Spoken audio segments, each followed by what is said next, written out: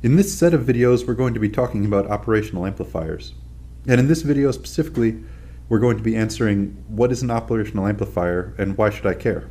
We're going to approach that question with an analogy. There are a few pictures here that are useful introductions to op-amps. We're going to approach that question with a few pictures and an analogy. There are a few pictures here that are particularly useful introductions to op-amps. In the lab, you're going to find that op-amps look like this. They're 8-pin integrated circuits.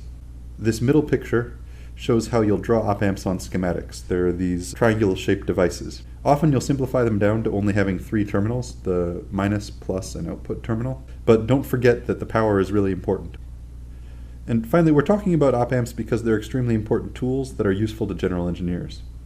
They solve a huge class of problems and they're pretty easy to use. You can think of them as tape for electronics. They're really good at sticking things together, especially if they weren't designed to fit.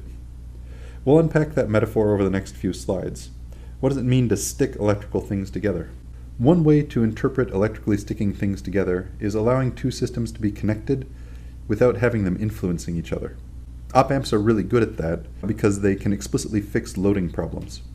This slide depicts an equivalent circuit for an op-amp, which is a bit involved, and we'll explain the details of this model in later videos. But I'm including it here now to show off the fact that the voltage source driving Vout doesn't have any series output impedance. That means that op-amps aren't loaded by anything. They can drive almost any impedance without noticing, at least at low current levels. And this model, which isn't exactly right but works for our purposes, also includes a resistor at the V plus and V minus inputs. That resistor is extremely large. It's often approximated as infinite, and that results in only about 5% error tops. So this means that op-amps also never load a circuit because they have extremely high input impedances.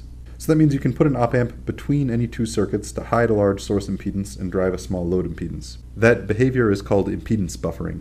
The other way op-amps can be used to stick things together is that they can shift and scale voltages. The circuit shown here takes a small signal, amplifies it, and adds an offset to it. That small signal on the left would be really hard to measure, but the large one on the right is actually really easy to measure. It's also possible to add low-pass or high-pass filtering behavior into these shifting and scaling, which means you can help to filter out noise. This process of shifting, scaling, and filtering voltages is called signal conditioning, and op-amps are great for signal conditioning. You can configure them to do all kinds of different operations. And that's the second way that they help stick different electrical systems together. So in conclusion, op-amps solve a really wide class of problems.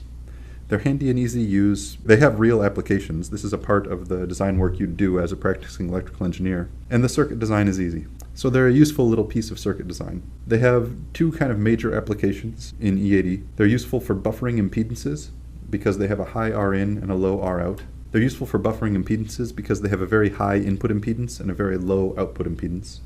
They can also be used for signal conditioning. You can create gains and offsets and filters out of op-amps. So over the course of this video set, we're going to talk about how to analyze op-amps. We're going to get some practice with that, and we're going to look at some common configurations that are going to be helpful to you.